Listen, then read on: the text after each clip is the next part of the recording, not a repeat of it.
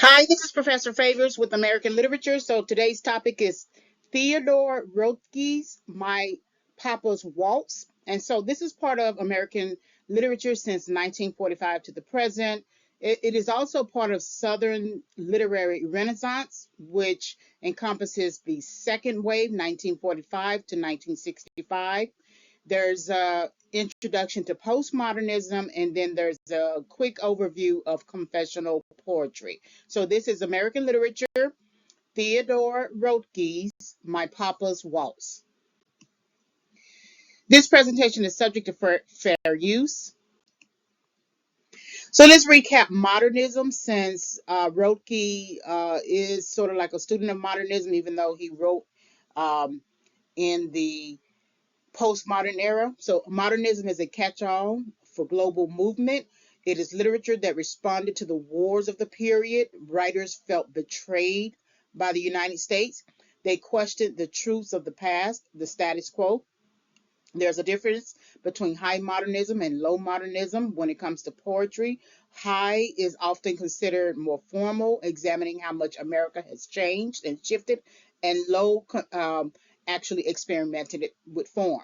Prose, both fiction and nonfiction, focused on writers challenging form and style. Many writers were explicit in their political critiques.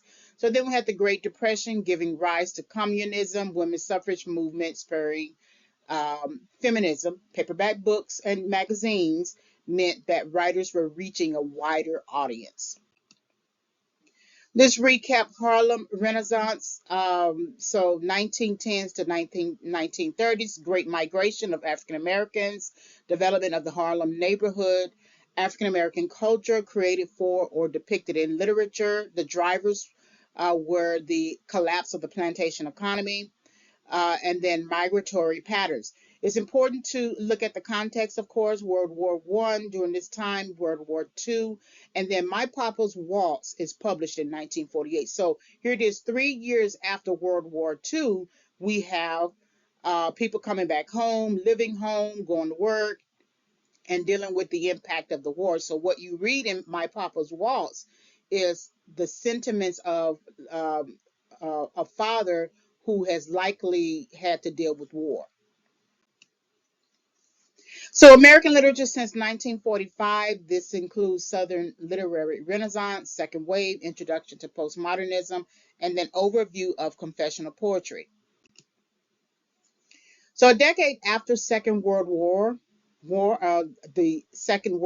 and it was mainly the age of conformity, counterculture, and confession. So American literature since 1945 is the expectation of conformity, with college educated middle class embracing the values of the nuclear family. American literature since 1945 is the rise of counterculture, when writers began criticizing conformist culture, seeking to free literature from traditional formalism and align with improvisation in music and art.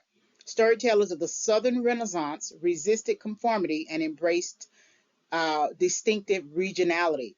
This is also a period that introduces the confessional poets um, who shared disturbing details of their lives, exploring how the nuclear family could be a source of distress and how the personal situation affected perception of everyday life.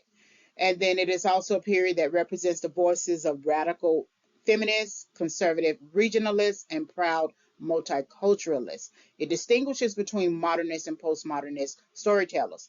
Lastly, it introduces the computer as being the most influential invention of the era. It's not the only one, but it's definitely the most influential. So during this time, there's this expectation of conformity, but literature is saying a different thing, because there's always this idea that you have to challenge the status quo, and so you create the type of literature that's going to be counterculture or counter the status quo, and part of that is confessing what we used to keep silent.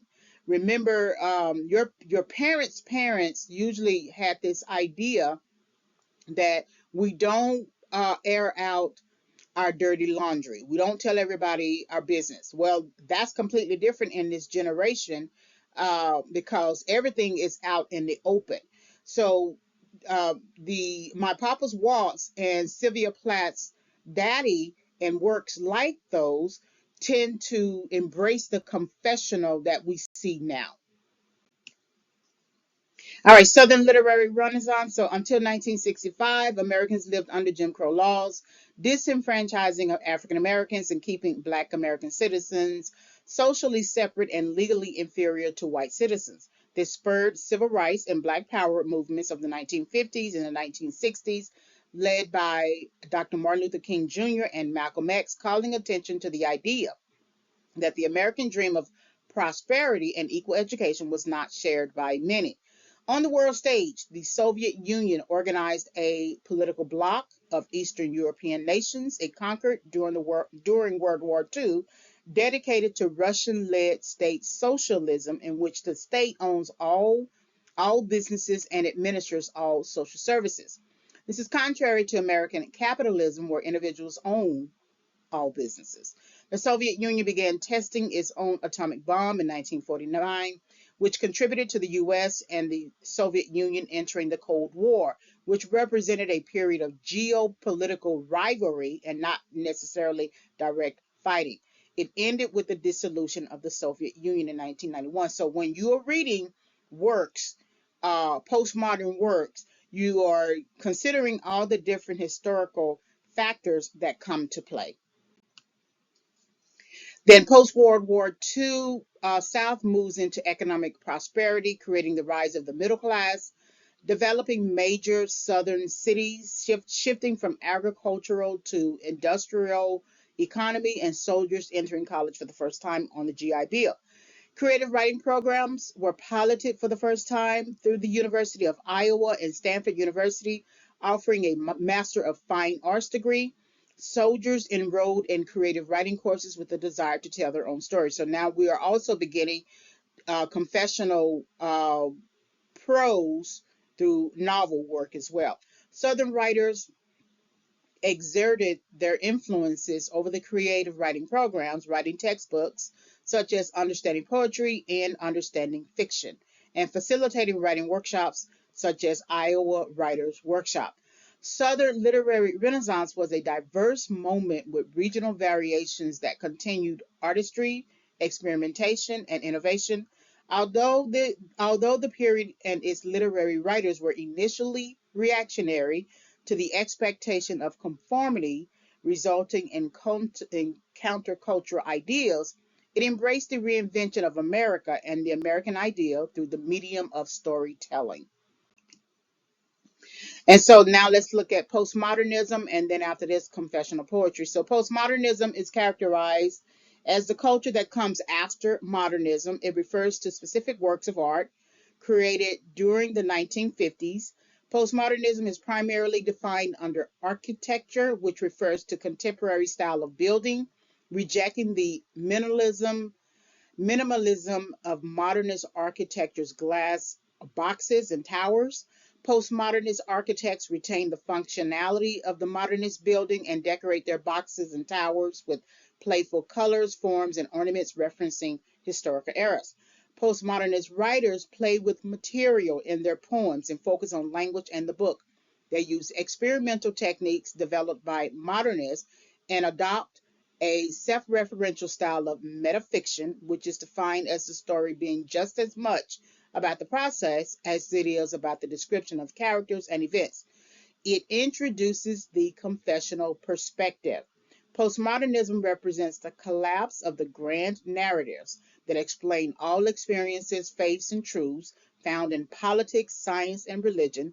Instead, postmodern culture becomes a field of competing histories and a hybrid of multiple identities. The postmodernist author creates and represents many literary worlds and diversity of experiences. So that's your difference between modernism and postmodernism.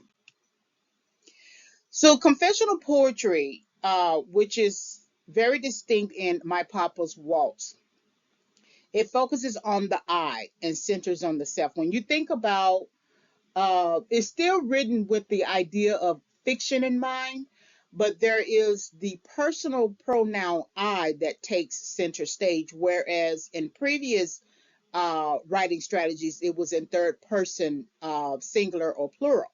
Confessional poetry deals with transgressive subjects and subject matter, particularly those subjects that polite society would rather not address. It is often criticized as being self indulgent, raw, and personal. And the taboo topics typically center on mental illness, familial drama, suicide, sexuality. It may focus on divorce, deal with manic depression, rage, and sobriety. Now, in some previous aspects of this course, if you think about the yellow wallpaper, it was the speaker, there is implicit in that story narrative, mental illness. That's why the main character needs to take a rest cure, or the husband diagnoses a rest cure, and somewhere in that there is the implicit nature of mental health, but it's told in such a way that it reads more fictional than it does non-fictional, even though it definitely is fictional. Confessional poetry messes with our thinking when it comes to pronoun use, because we are assuming that the writer, the poet, is speaking of himself, but it's really the narrator who is narrating the story. So now let's look at my Papa's Waltz. All right, so the works consulted, you should find that information: Introduction to American Literature, Southern Literary Renaissance, Introduction to Postmodernism, and then Roethke's My Papa's Waltz. You should also find information about the Harlem Renaissance, Britannica entry for Jim Crow laws, glossary of literary terms, point of view, and then the Britannica entries for Plessy v. Ferguson. This is not a Harlem Renaissance work, but it has some sort of impact on what we are discussing as well. So here's some resources for Theodore Roethke. So the Poetry Foundation biography, the Department of English at University of Washington, information about his readings, and then his bibliography. All right. This is the end of the presentation. Thank you very much for listening.